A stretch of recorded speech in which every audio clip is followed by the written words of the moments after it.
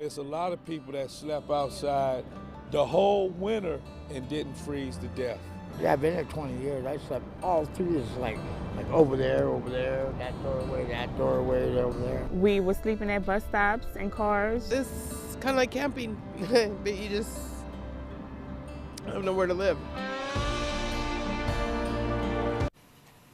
Good morning and welcome back. Coming up on 5:15 this morning, and we're live at Tent City 5. We've been working with residents here in the Inner Bay neighborhood to bring you the state of homelessness this morning. So what does it really mean to be homeless? You know, on any given night across King County, across Seattle, some 10,000 people could find themselves homeless. We rank fourth in the nation when it comes to the metro areas, with only New York, Los Angeles, and Las Vegas having a higher homeless population than the city of Seattle. And contrary to the stereotype, many of the people who are homeless are women, mothers with children, just like Ashley. So great story. Yeah, Thank great you. story. Continuing coverage this morning on our state of homelessness. You can learn more about Bailey Gatzert Elementary and how you can help address this homeless crisis in our state and in our country. Just go to our website, king5.com/homelessness. We'll be back in 2 minutes. Don't look at everything where you see somebody and you're judging what you see. That's not what it is. Be courteous and nice to each other. Show respect, because if you don't have respect, you got nothing. Help people that has kids that want their kids that's not homeless because they have a choice, but homeless because they background, they don't have credit. When you accept it, you know, you feel good. Hey, I got a job, I'm paying my taxes, I'm buying nice clothes that I like to wear.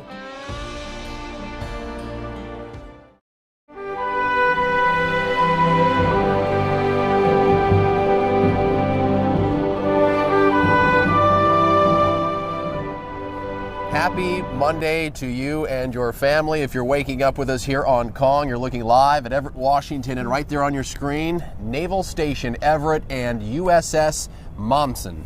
And we are here this morning on board. Glad that you're with us. I'm Jake Wittenberg. And I'm Joyce Taylor, and this ship, it is a beauty. Yeah. Powerful warship with a great history, right? Yeah, no kidding.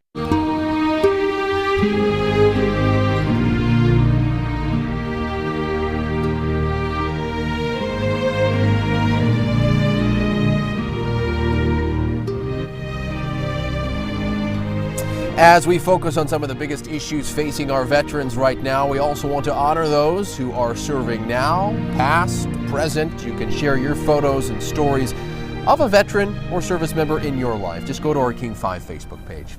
Good morning, everybody. Glad that you're with us. I'm Jake Wittenberg on the deck of the USS Momsen. Never said that before. Good morning. Welcome back. So good to have you here. It turned out to be a beautiful morning, didn't it? Yeah, it sure is. And we've been able to talk to some of the crew members here arriving to work, listen to the Star Spangled Banner, watch the flag raise. It's really been a special morning. Really spectacular. Well, so at its core, PTSD. It's a loss of trust, right? A loss of feeling in control. I was able to talk to a local veteran. His name is Chris Bowen. He is a married father of two. He is a coach. He is also a real estate expert who's suffering from PTSD. And he shared his story with us for the very first time. Take a listen.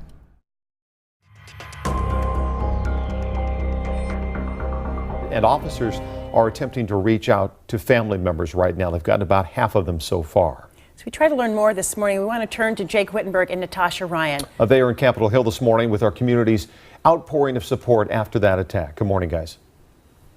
Good morning to you guys. Well, it has just been incredible, hasn't it, to see the response here from the Northwest. In fact, one popular Seattle nightclub is reaching out to the victims and families in Orlando. And this is all too familiar, right, for Neighbors Nightclub. An arsonist targeted them 3 years ago on New Year's Eve. Luckily, no one was hurt. But club goers say everything that happened in Orlando, just a grim reminder of the hate. There's, beacons in every community that are there to hold the hand of each and individual person. In the queer community and the LGBT community, we have what we call chosen family, because a lot of us have gone through not being accepted by our own family. So we surround ourselves with people that support us and love us. And we call that our chosen family, our friends, the people that are around us every day. And in this time of need, it's a point that everybody just starts coming together, that we really share the love, and we make sure that we tell everybody that we love them and we're there for them. Here we go. Good morning. We are live in the Home Plate Center lobby right now because take a look. We have got a lobby full of people right now. We've got breast cancer survivors, medical experts from Western Washington, the very best of the best. We have everything you need to know right now here on King 5 Morning News. And the one thing is, breast cancer affects 1 in 8 women in the United States. And we're talking about breast cancer because more than 40,000 women in the United States die of breast cancer every year. So that's our focus this morning. This morning we have assembled, as you said, a team of survivors, phenomenal women we've been talking to all morning long, and experts as well, which we're going to talk to a little bit later this morning. And so we're happy to have some of them here with us right now. You know, breast cancer in and of itself is hard enough, but there are a lot of other symptoms that come with the disease and oftentimes side effects as well. Joining us are 2 breast cancer survivors who are here as part of the Komen Puget Sound organization. We have Alexis Kofer right here and Juliette Disparte. Thanks, gals, for being with us this morning. Thanks for having us. So I'm going to start with you, Alexis. Yes. Tell us your story. Okay, so to begin with, I was diagnosed when I was 23 when I found a lump myself. I went through chemo, I went through radiation, I had a lumpectomy, and I was cancer-free for 5 years. And then on my 6th year, I got re-diagnosed at the age of 29. This had to be terrifying. It was a little bit shocking. I had just moved to Seattle. All right, well, this morning we have brought together dozens of medical professionals, the best in Western Washington, as well as breast cancer survivors. They are so amazing. Thanks for being here, ladies. You know, we've been talking about breast cancer all morning. The threat of having cancer, especially when you go for your first mammogram, it is really a scary thing. And I went for a mammogram this year, and for the first time, I had a change in my mammogram, and I had to have a biopsy. I know, really scary, right? And it really drove home for me. It turned out I was fine, but it really drove home for me the importance of having that mammogram every single year.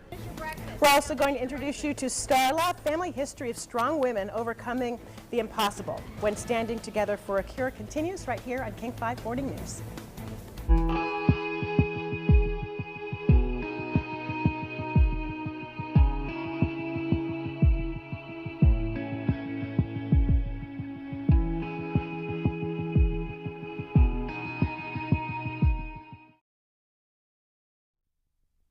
It's the roar of the crowd.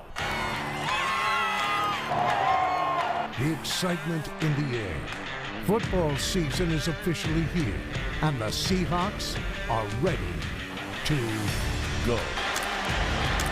From the seasoned vets, the promising rookies, and the powerful support of the 12s, this is going to be an exciting season. So put on your blue and green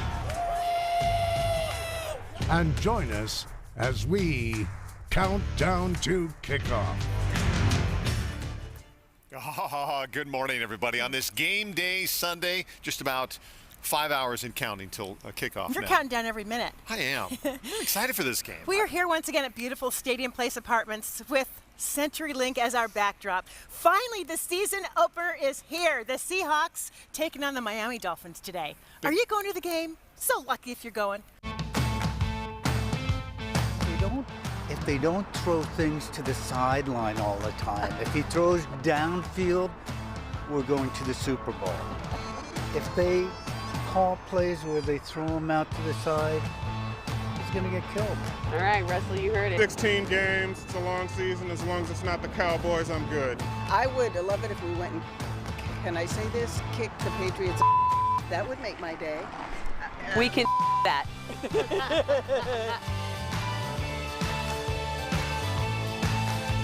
I am so with her. I'm with her. Long way out to the Super Bowl. All right, thanks, Ben. Speaking of the Seahawks, Greg and Joyce are down at Stadium Place with a look ahead as we count down to kickoff, guys. Back to you. That's right. Less than 5 hours now. We're trying to get you ready for the big game today. A lot of people have been talking about the national anthem controversy, wondering what are the Seahawks going to do before the big game today. We have some more information about what they have planned, and we have that for you coming up. And if you're headed down here, don't forget the 12-feet glasses. Mimi, Tracy are downstairs with more on that. There's one thing that this guy's missing from his outfit. It's these 12-feet shades. Absolutely. And these folks over here got them. Look at them. Coming up after the break, we'll tell you how you can get a pair of these shades right here at CenturyLink. Lady 12s. Have you heard of this fashion line? Well, the creator is here, Brandilyn Tafoya, with her husband, former Seahawks defensive end Joe Tafoya. You started your tailgate party yet? It's synonymous with football. Oh, absolutely. Hot dogs, hamburgers, dips. All the stuff you shouldn't be eating normally. Calories. Barbecue sauce. But that's why we have, yeah, see? Casey and Jennifer Kyle are here from Take Shape for Life to help us try to maintain that diet, not fumble the diet, if you will. A big part of the game is the 12th man or 12th woman in this case. And this past week, we've asked you to nominate a special 12, a person who deserves a little recognition to help us raise the 12th man flag here at Stadium Place. We got so many responses. Hard to wade through them. It was really hard to just, so many of you have so many inspiring stories, but choose we did. And Kristin Taylor is our winner. Congratulations, Kristin. No relation, I should say. But congratulations. Thank you. Your story's so inspiring. It really was. I didn't even expect to be nominated. My friend Lacey nominated me, and yes, she did. I was really surprised when I read through the stories that mine was chosen. But your friends are not surprised, are they? No, they're not. I have something that Lacey said. She wrote something for you, so we have a full screen to kind of show what she said. Of the last 6 years I've known Kristin, her husband has been stationed away from home, sometimes on American soil, sometimes abroad. Kristin is the glue that keeps her family together. She has the biggest heart and will do anything for anyone at a moment's notice. I always joke that when I grow up, I want to be Kristin Taylor. There you have it. Yeah, she says that, and I appreciate that. I'm not used to being the center of the spotlight. I'm more a behind-the-scenes kind of girl. But I appreciate what she said, and I appreciate getting to be here today. One of the things you do is you do the climb at the Space Needle. You raise money for cancer. Why do you do that? I've lost quite a few close friends. Just recently in May, I lost another friend to cervical cancer. So it's very important. So you raise money. I raise for money. Cancer research. I have my good friends on Facebook that donate, and then I get to climb. Last year was the first one, and this year I'm going to do it again, and I'm going to get to do it with my husband. So we're looking forward to your that. husband's not here right now. He's stationed often away from home, and he's down in California right now. But he's in the Navy. Tell us a little bit about what he does. He is a E8, which is a senior chief. He's in charge of maintenance of 96 FA-18 Super Hornets. Wow! And so when he comes up here, he'll be only in charge of 5 aircraft, so I'm not really sure how that's going to transition once he gets to Woodby. And of course, he can't be here today because he's still there. He'll be home next week, so he missed it by a week. But guess what? He's not here. We wish you could pull that surprise off. Right. But he sent you a message, so listen. Okay. Listen. Babe, just wanted to say I love you and I miss you. I can't wait to get home. And always remember, ditto. Oh, how sweet. Yeah, isn't it? Yes. And you're going to the game. I am going to the game. Oh, you're tearing up. That's really cool. Yes. He loves you. And your 11-year-old's not going, but you're taking a friend who's never been to the game before. Yes, my friend Audra is here today with me, and this is her first Seahawks home game. Good one to come more to. Way, she's just being her awesome self, Kristin. So we're going to go up there. Oh, but before you go up there, to raise the flag. This is from the Seahawks. Oh my goodness. Sweatshirt, a flag. I didn't open it up to see what it was, but you've got a sweatshirt. There you go. Sweatshirt. I'll keep you warm today. Yes. So congratulations. Thank you so much. You're going to go up to the top with me. Ready? Yep. It's a little bit of an effort. Ready? Good job. And congratulations. And we are going to tell you while she's doing this, you can nominate someone you think is inspirational, who you think has done something extraordinary in the community, so that the next time we're here doing the next home game live, they can join us to raise the 12th man flag at the next home game. Good, you're almost there. You're almost there. Almost. About 6 more feet. Oh my goodness. I know. Almost. Fantastic. How's it feel? Great. Good job. Go ahead. What's the score, do you think, for today's game? 21-3. 21-3. Okay. I hope you're right. I hope so you have too. good seats. You're taking your friend for the first time ever. Ever. How many games have you been to?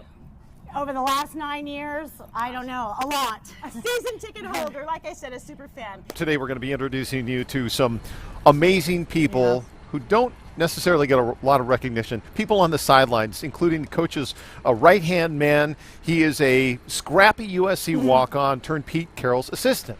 and a member of the O-line who is living with type 1 diabetes. So how has he been able to stay in the game? Well, we're going to talk to him one-on-one. He's going to tell us. And Seattle's first super fan, you might know her by her blue wig. She is also the first fan ever inducted into the NFL Hall of Fame. Her name is Mama Blue. So as we continue our countdown to kick off on this Monday morning, stay tuned for that. We have a lot ahead. First to Jake and Amity for today's headlines. Guys? All right, guys, looking good out there at Stadium Place. That's right. So Hoban, you may not know, he's 4 years old and knows every single player on the Seahawks, don't you, Hoban? Yes. Blitz is going to hold up a number, and we'll see if he knows who the player is. Blitz is holding number 3. Who's number 3?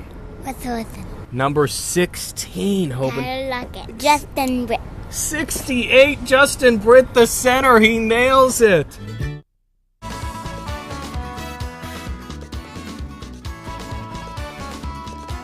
Welcome back, everyone. It's 15 minutes after 7 o'clock. Good morning. So the weather's warming up. You've noticed it's starting to really feel like summer now. So this morning we're talking about your favorite staycations. You've shared some of your favorite places to explore the Northwest. Thanks for sharing. Keep those pictures coming. A lot of you are showing spots from the beach. Nini Jung and Michelle Lee are hanging out, speaking of the beach, at Alki this morning. Hi, ladies.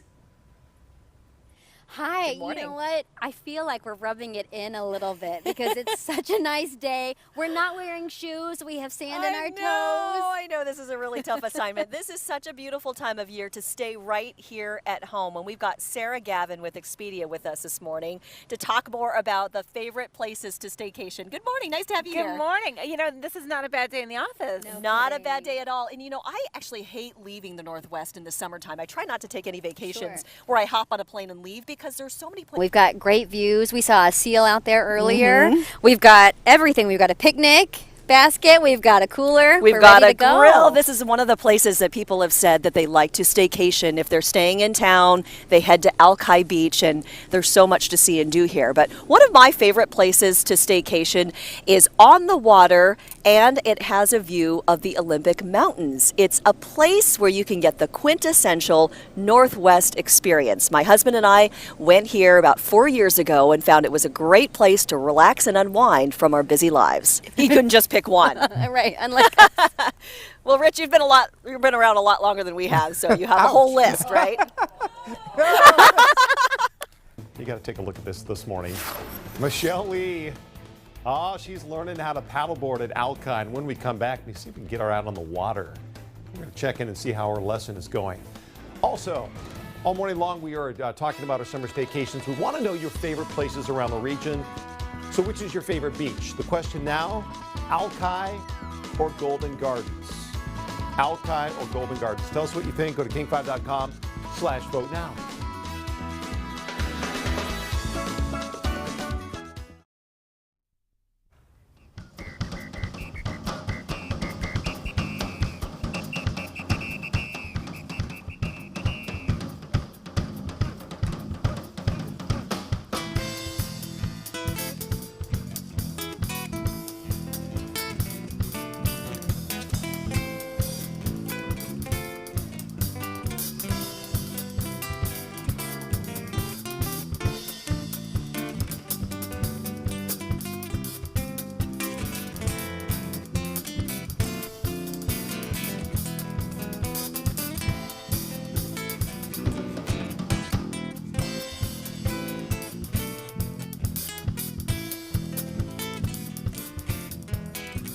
Okay, good morning. Welcome back. 7:15. We are having a big old party at the plate today. Live music by Show Brazil and samba dancing from Vamos Lá. Just fabulous, helping us to celebrate the Olympics opening ceremonies happening tonight in Rio.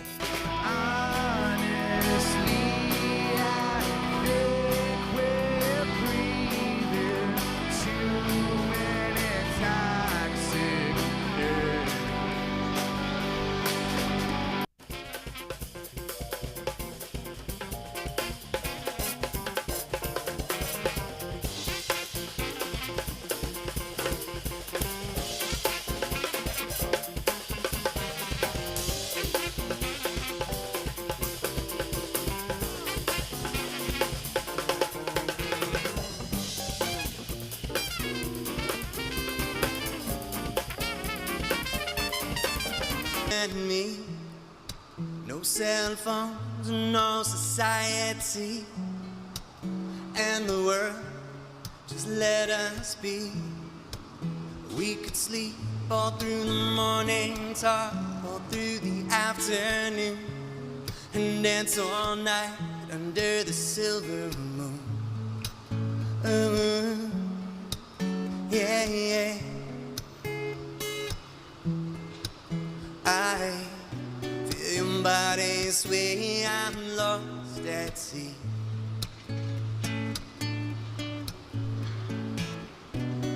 Your waves come crashing over me. More drive times coming up in just a little bit, but for a guy who I'm kind of jealous of, spending some time at one of my favorite breweries, Greg and Jake at Fremont Brewery. All right, nothing Fremont. like the smell of hops in the morning, Trace. That's right. Telling you, we're live at Fremont Brewing this morning. We're talking all things craft beer and why the industry's gotten as big as it has. We're going to be talking with a beer blogger coming up here shortly. But one of the most important ingredients, of course, right, the hops. One of these little green cones and are huge in Washington State. Beer lovers just love to open them up, smell the inside. It's really the special ingredient in beer, and 80% of the nation's hops come from central Washington because the growing conditions are so great. So if you have a beer anywhere coast to coast, there's a good chance a little bit of it is from back here in our state, and farmers right now are loving it. Jake Wittenberg here, Fremont Brewing. We are doing a full series this morning on beer. It's called Behind the Brew, and we're at Fremont Brewing's canning section now. Evan Ashimoto here is the lead canner. I got to ask, what's the benefit of the can? We've seen Coors Light in can. We don't usually see microbrews, but it's getting more popular. Yeah, so basically the advantages of having a can are that they're lightweight, they're very easy to pack, and also we're able to get as much oxygen as possible out by using a can. That's amazing. Yeah. All right, how many of these cans do you do? Look at this production line. What are we looking at here? Yeah, so basically we have 2 Wild Goose canners, and we're putting out about 78 cans per minute. Wow. Wow, and so this machine right here looks like it's, sealing the deal, right? Yeah, so that's what we call our seamer. And there's 2 operations to that. You come in here, it's like a wonderland. Your kids are gonna die. It's gonna blow their minds when they come in here. So you've got a couch, you've got all these teddy bears in here. I mean, every inch of this room has been decorated to the max. You come in here and there are presents and little teddy bears here. And this is one of my favorite teddy bears. It's the largest one in this room, and you can't help but just like want to cuddle up with this thing, just kind of hang out.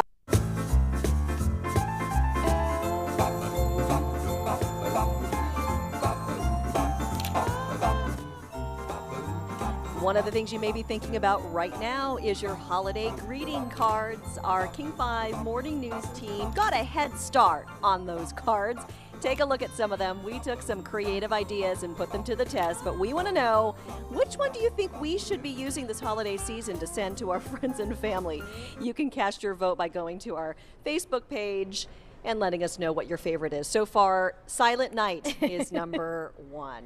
We like that one too. Okay, so this is when things really get exciting for us because we see food in front of us. We have. That's what it's all about, the holidays, right? Eating. I know. And thanks so much for Deb.